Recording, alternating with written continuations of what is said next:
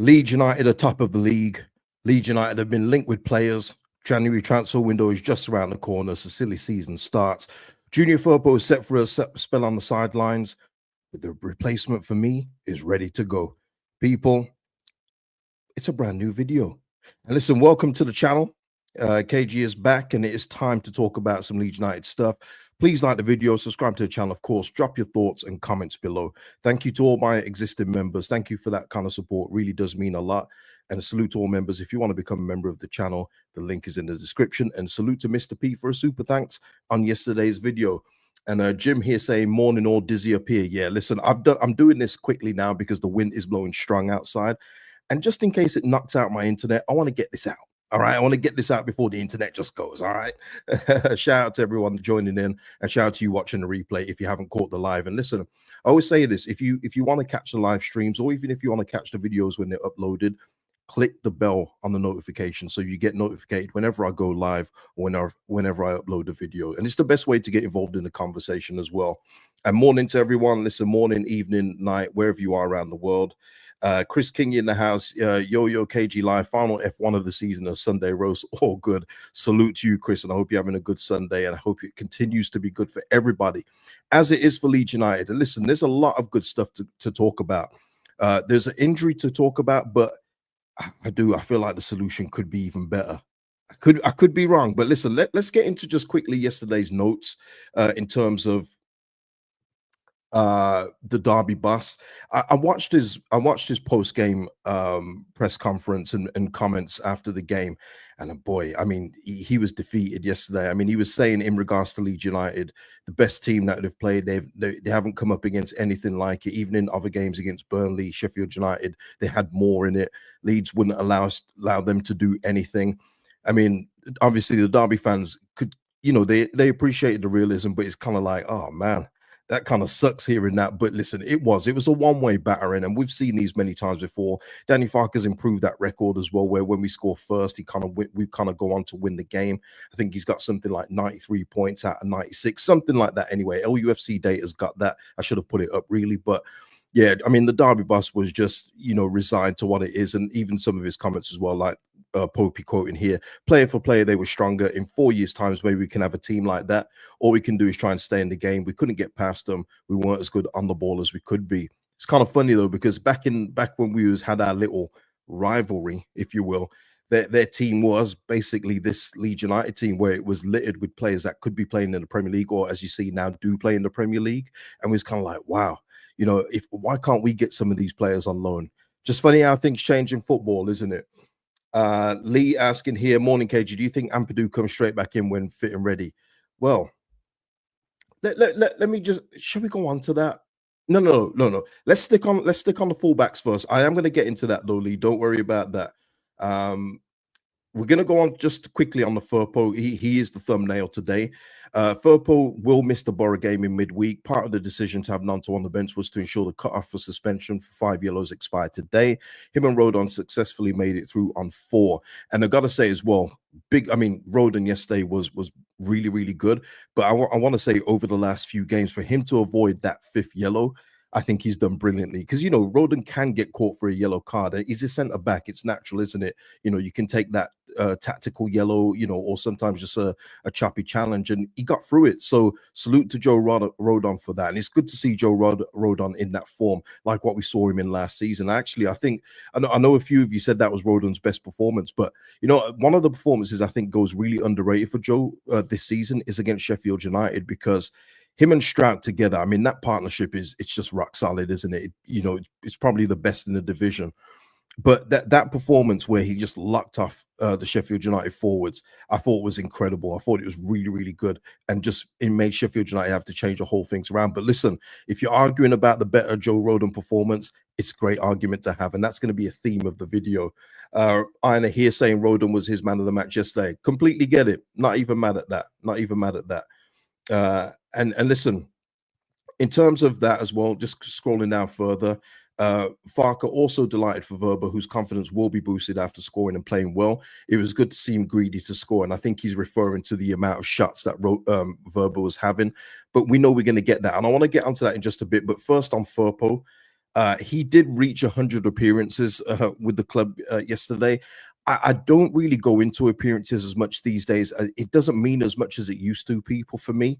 And that's just me talking. I don't speak for anybody else. But, you know, when you've seen Tyler Roberts reach 100 appearances for this great football club, it kind of waters down the achievement a little bit. I'm not going to lie. But listen, he made his 100th appearance, albeit a very short one. And I do have question marks as to why he even started that game when he was coming in with questionable conditioning anyway. It does seem like from his message alone, or from him and his team, that he will be out, and don't know how long that's going to be. Like we said, he's definitely going to miss the Middlesbrough game, but I don't know when he's going to come back. But hopefully he returns soon. We need every man as much as we can, and you know, we need everyone fit and firing, especially at fullback, where we seem to always have fitness problems. It's a crazy position. But in terms of that FIRPO being out, I've said it in the title, and I'll say it again. And listen, I'm not Verba hive, but performances like yesterday make me very, very comfortable with Max Verba coming in at left back. And now I know some of you would say, Isaac Schmidt, where's Isaac Schmidt? Let's go with the data and let's go with the patterns. Isaac Schmidt ain't playing. It was his birthday yesterday. He didn't even get on the pitch. All right, he didn't even get birthday minutes. All right, so we're going with what I perceive to be the next best option, and that is Max Verba. And his performance yesterday can be a pattern of what is to come in this league, because we are going to have the ball for 60-70% of the time. We are going to be more dominant. And Max Verba, although he's a centre back, we've seen him attack down the left before, even for us in the Prem, when we've had to move things around. And I do think he can be, and I'm not, let me word this right, just so people don't think I'm going crazy here. I don't think that, I think that Max Verba could be this league's, okay, let me try and get this, because I know it sounds crazy. I think he can be like our Gvardiol for Man City, in terms of that centre back that plays fullback but can get forward and help you create or get goals. And I don't know how many he's going to score this season, but I do envision him getting in and around the box and getting on the end of a few things, because he does have that attacking mind, and we've seen him as well with his set piece taking free kicks. So I'm not saying he's the level of defender of Gvardiol, so before anyone goes mad, but I'm just saying I do think we can get something like that out of him. Whereas Byram, you know, you're getting the better defensive work, just solid defensive work. He does all the reading that maybe FIRPO and maybe even Verba don't do. I think Verba, you get the balance of both defending and attacking. And as long as he can stay fit, I would love to see him get a real run at left back for this football team. Danny here saying here, I think Farkas see Schmidt more as a winger. Ooh, I mean, there's a couple things on that there, Danny. Then, so if we're looking for a left back to cover FIRPO, why buy him if you see him as a winger? And also as well, I don't know if it's that. I just don't think he fancies him. And I think the January window may tell us a story with that, especially if Schmidt is moved on, whether it be on loan or if he gets another move. I don't know if he did play for his first club in the season. I know you can't play for more than 2 clubs. I don't know. Maybe Schmidt is here to stay for the season, but I think you've seen with his utilization, with Farkas' comments on him previously, he's pretty much the last choice. Because even when we had both FIRPO and then Bogle out, he was nowhere to be seen, was he? And listen, his cameo was good when he did come on, but I think it's quite obvious that he's not up on the pecking order at this football club. And for me, Verba anyway, just a more experienced international. And you saw the way he played yesterday, just assured. He's got that confidence in him, and his performance yesterday will only breed more confidence. So Max Verba, if you can stay fit, let's give him a run at left back, and I don't think it will hurt us at all. Obviously, the only thing that we're saying in regards to Max Verba is when January comes around, because we know he probably sees himself as a centre back, and I said it in yesterday's video, but it's a crazy scenario where he's third choice at a championship club, you know, second tier of English football. But if he goes to Salzburg or if he goes to Germany, he's a first choice player. It's crazy how it works out, but that's the circumstances we have. But if Verba is willing to stay for the season, if Leeds United can convince him that, you know, the best place for him is here this season, then it's an absolutely brilliant asset to have. Absolutely brilliant asset to have at this level. Really is. Wayne here just saying, I think you may be right, KG. Yeah. I think I may be. Nah, I'm joking. Yeah. But listen, I do. And that's what I think. And listen, if you think that Verba could be the answer going forward, especially in light of Junior FIRPO's absence, let me know in the comments. But I do. I do believe in Max Verba. I don't hold any of that stuff against him in terms of leaving. those things happen. But the quality of the player gives me the indication of I want him in this at this football club as long as he's willing to stay. And I guess January will be the litmus test of that. Speaking of depth, people, talking about man of the matches yesterday. I know a lot of people saying Rodon, a lot of people said Rothwell. I said yesterday, I don't need any numbers to back up my claim for Rothwell being the man of the match yesterday. I just saw it with my eyes, how much he dictated play, how much he was getting back on the defensive work, creating plays. The set pieces were a lot better yesterday, especially in light of the wind that was being blown around. And just a couple of numbers from here, and courtesy of LUFC data again.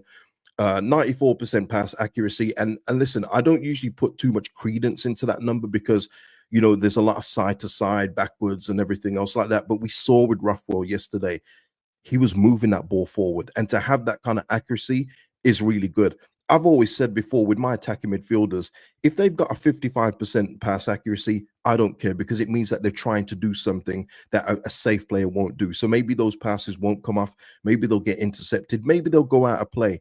But at least they're trying something. And if my eyes can see that, as long as it isn't all just wasteful, I'm cool with that. But you can see with that, he was on it. 16 passes into the final third, 6 defensive actions, which is something I mentioned yesterday, 5 ball recoveries, 4 duels won, 3 out of 3 accurate long passes, 3 chances created. He was just excellent yesterday. And it goes into the next bit now of what somebody asked. Does Ampadu come straight back in? This is a great problem to have. And it's a great argument, great problem, great discussion to have because no matter what we do, people, we're going to be strong, absolutely strong. So if FIRPO, which I do believe he sees Ampadu coming straight back in when he's fully 100% fit, he's going to either go with Ampadu and Tanaka, Ampadu and Rothwell. If you want to give Aronson a break, which he should do, you could even go Ampadu, Tanaka, Rothwell in the 10. But what I would say as well is that he did say that Nanto was being rested or taken out as a precaution, so he avoided any suspension. Well, that means for me, I do expect to see against Middlesbrough with such a quick turnaround in games on Tuesday. I think Aronson does need to come out for that one and put Nanto in the 10 for me, unless Solomon's had any setbacks with his fitness.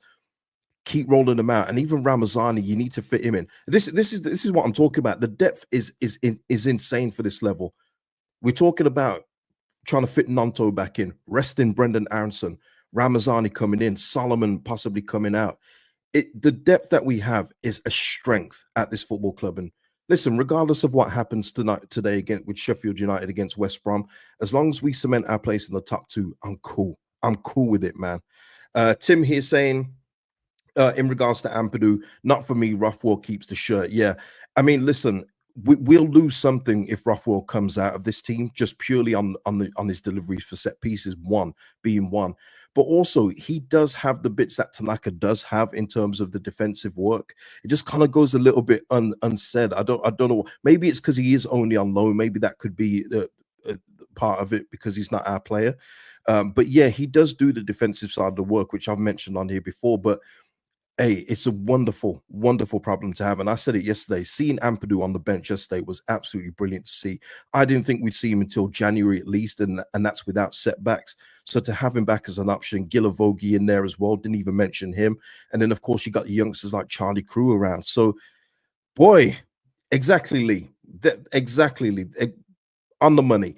These are the headaches we want. It's a wonderful headache to have. It's when you have players where you go, oh, man, which is the best out of these 2 worst players, and then you have to put them in. You know what I mean? That's when you have a headache, and it's like, oh, this sucks. This doesn't suck. This is brilliant, and it's going to keep players hungry as well, people. That's another thing you have to account for. If someone loses their place, it's just going to make them hungry when they do come back in, or make them hungry to work even harder in training and impress Danny Farker in that way. These are beautiful problems to have. Every football club, every top football club, whether they're going for something, needs to have these problems. It's problems that we didn't have years ago, which was a problem within itself. We've got them now. So be grateful for it. That's what I would say. Let's have a look here. Chris, Fair point, Chris. I won't argue with this. Imagine having all this and still only scraping through the top three. I don't disagree, Chris. And this is where Daniel Farke does need to utilize his tools much better, especially away from home. That can't be an excuse anymore. But yeah, you're absolutely right, Chris. We should be doing better. I've said that as well. We should have more points at this stage than we do. But this is where we are right now. And as the players come back from injury and just make the squad stronger, it just gives Farke less excuses for dropping points for me in this league. You saw yesterday what we was up against. This wasn't Derby with Mason Mount and, you know, at that time Lawrence and all these guys. It was poor team. But that's the theme of this league. They're just poor teams all around. So we should be getting more points than that, and I do expect that pattern to continue. Mark is saying here, KG, Rothwell and Ampadu in midfield, Tanaka at 10. Rest Aronson, Tanaka as Garland Craft to open up defenses from a 10. Mark, listen, I've heard this, the same kind of thing with Rothwell. The only thing I will say is that if we can get a 10, segue king here. If we can get a 10, I would prefer that option just so we're not regretting anything. And what I mean by that is if Tanaka and Rothwell are not as fluid as a 10 is, and they're not going to be because they're not natural 10s. So let me just say that first. I don't want it to come to the end of the January window and we're going, why didn't we get a 10? You know, Rothwell was much better in midfield, dictating play from there. Tanaka was much better in that 6/8 position than a 10. I don't want us to do that. So if we can get a 10, let's do so. But listen, people, great conversation to have. And moving on to that, Ryan Taylor has linked us with a 10. An attacking midfielder. Let me give you the report anyway. Leeds United have explored the conditions of a potential move for Real Salt Lake attacker, Diego Luna, recently named MLS Young Player of the Season. Nothing to suggest any deal is imminent, but interest is there. Also competition from Europe. And what I will say, just looking around the reports for Diego Luna, he has interest from, you know, all those kind of countries like Turkey and all these places. And it seems that his fee could be around £3 to £4 million, which is obviously a nice sweet spot. Something else, what I will say, and listen, I have not seen this player play for 90 minutes, so I won't profess to know all about him. His build and size and the way he plays is very much like Gus Harmer. So it's almost like, wait a minute, we can't get Gus Harmer. We got Gus Harmer at home kind of ones, you know, like that with the McDonald's thing. But he's very reminiscent of Gus Harmer in terms of his size, the stature, the way he plays, the way he can hold off players and create things. And obviously it's MLS, so you do have to take that into account. Is this a real link? I don't know. It could be the whole agent thing. I have reached out to my agent friend because he's definitely tapped into the US market. I haven't heard back from him yet. But Diego Luna, Ryan Taylor, they're linking Leeds United with a move. The £3 to £4 million does make a lot of sense because Leeds will obviously want to spend as little as possible come January and take as little risk as possible, as a note I've already heard from the recruitment side. And if he's looking to be the 10, although he does play off the left a bit, and it's quite weird with this one because all our players seem to be attacking mids or they play off the left, man. We're just leaving Dan James on the island by himself on the right. You know, if we can get some help for DJ over that side, please.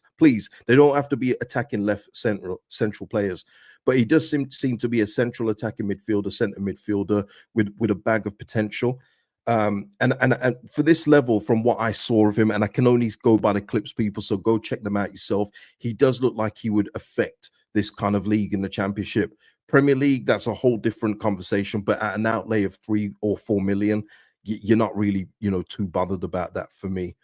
Michael here saying those yellow cards looks like a bit of a hot head. Yeah, he does play with an edge. He went from like I say, even in his highlights package, he does seem to get involved a bit in terms of the tackling, trying to win the ball back, which is obviously a big part of what Daniel Farke likes too.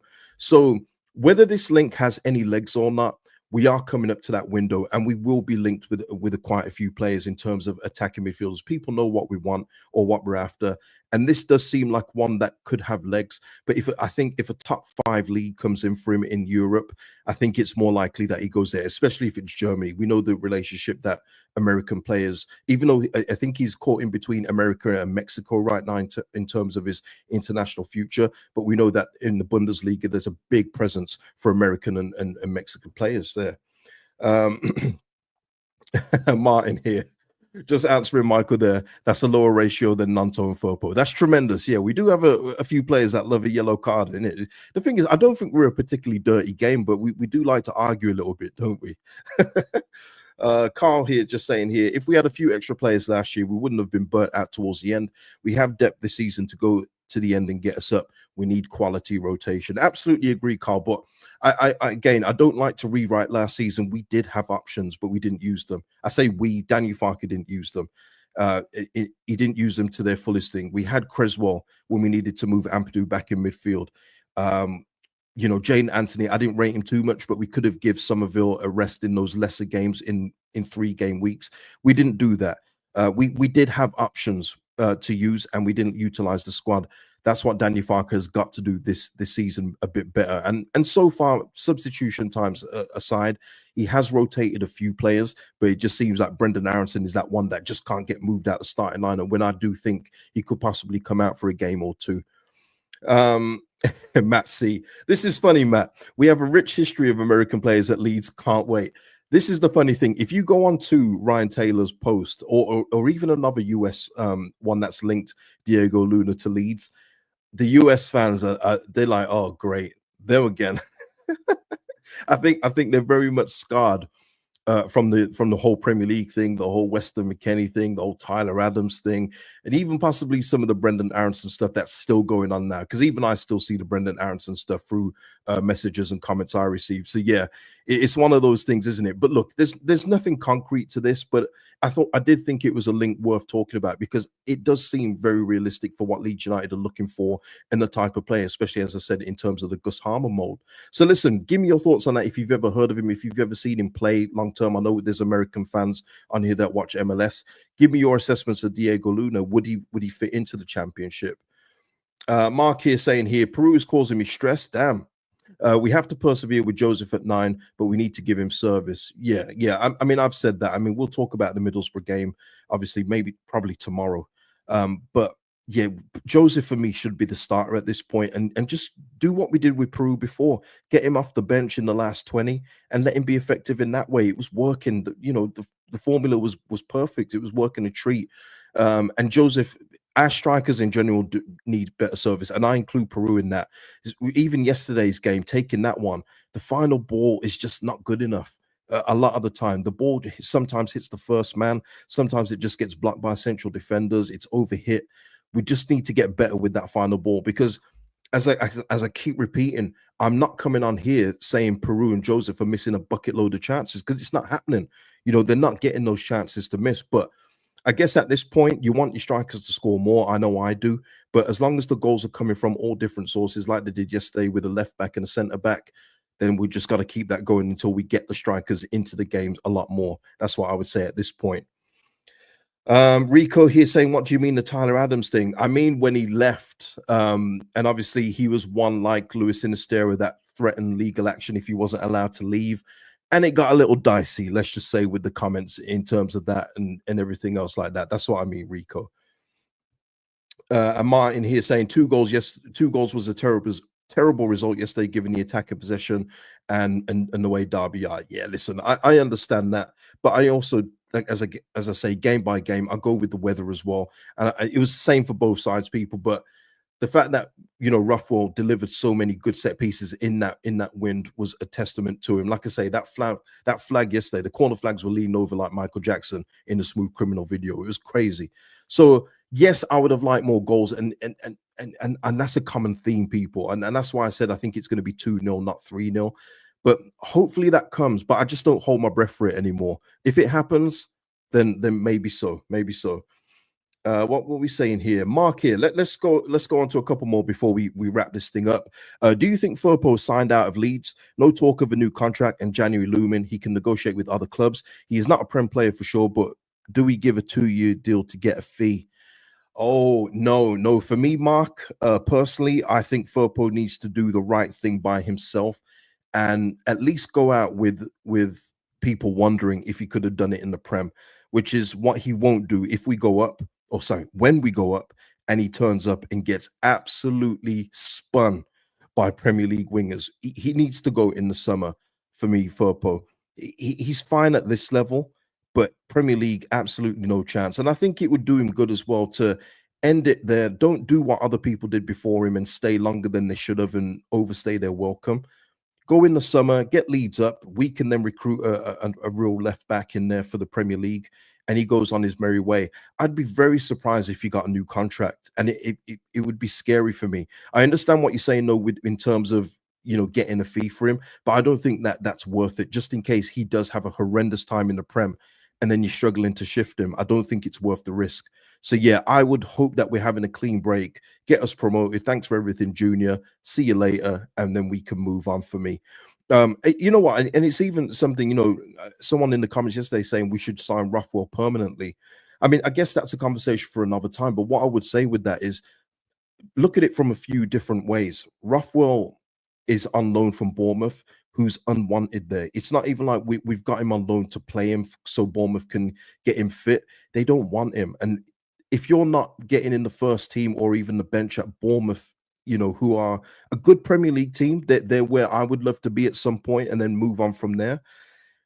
I don't know why you'd want to take him as one of your starters in the Premier League. I don't. For me, Joe Rothwell, as good as he is at this level, and he is good at this level, I wouldn't want him permanently at Premier League level. I think it would be a bad move to make. I think it should just be another one of those, thank you, get us up, help get us up this season, and you go and get Premier League players that Leeds United can attract. Let me repeat that Leeds United can attract. We're not Ipswich Town, even to a point, we're not Southampton.